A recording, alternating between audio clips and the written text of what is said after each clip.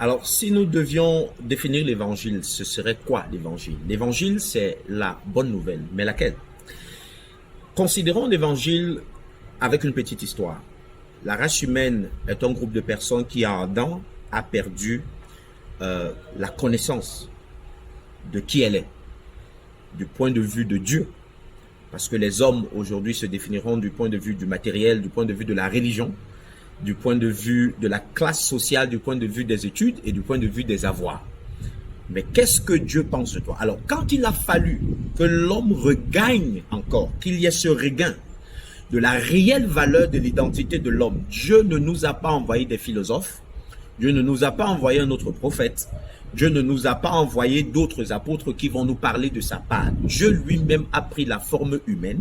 Il est descendu parmi les hommes pour dire aux hommes ce que c'est que l'homme et pour démontrer aux hommes ce que c'est que l'humanité telle que Dieu le conçoit. Alors, la première des choses que nous allons remarquer avec l'incarnation de Jésus, c'est que Jésus-Christ que nous prêchons est le Créateur, selon Hébreux chapitre 1, verset 3. Et quand le Créateur a décidé de se révéler, lui, à la race humaine, il n'a pas pris la forme d'un ange. Il a pris la forme de l'homme. Autrement dit, l'homme, dans sa façon, dans son identité la plus sublime, est à l'identique exactement ce que Dieu le Créateur est. C'est ce que nous voyons dans la révélation de l'homme Jésus-Christ. Cette bonne nouvelle de l'évangile que nous annonçons est une nouvelle d'un fait qui a été établi il y a 2000 ans par la naissance d'un petit bébé qu'on appelle Jésus-Christ.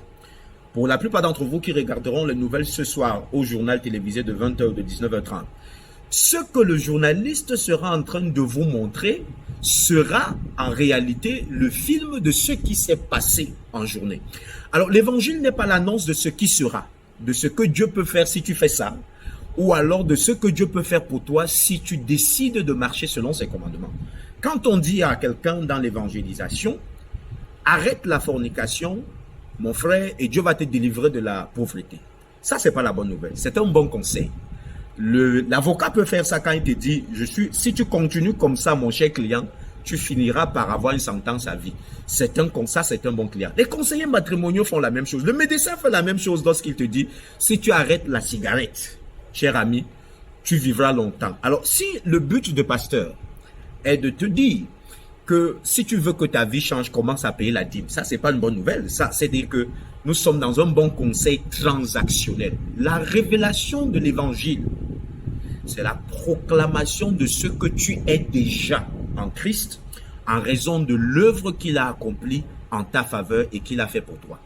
La révélation de l'évangile révélera toujours, t'amènera toujours à comprendre qu'en Christ, tu es déjà parfait, tu ne manques de rien et rien n'est déficient dans ta vie. L'évangile n'a rien à voir avec un procédé de délivrance des malédictions ancestrales.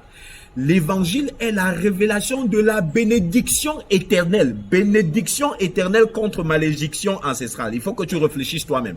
Avant la fondation du monde, Éphésiens chapitre 3, chapitre 1, verset 4. Dieu nous avait choisis pour être ses fils bien-aimés en Christ et il nous a bénis de toute bénédiction spirituelle dans les lieux célestes. Avant que Adam ne faute, afin que Adam ne fasse une faute ou alors ne commette un quelconque péché. C'est de cela qu'il s'agit. Tout évangile qui t'est présenté, qui te fait passer pour un pécheur, un homme sale, indigne de Dieu, qui doit avoir honte devant le Seigneur, qui est incomplet, qui doit être délivré pour prospérer, n'est pas une bonne nouvelle. Une fois de plus, c'est de la distraction, des choses qui enlèvent ton regard sur le Christ, sur ce qu'il a fait pour toi et ce que son amour a rendu disponible pour toi.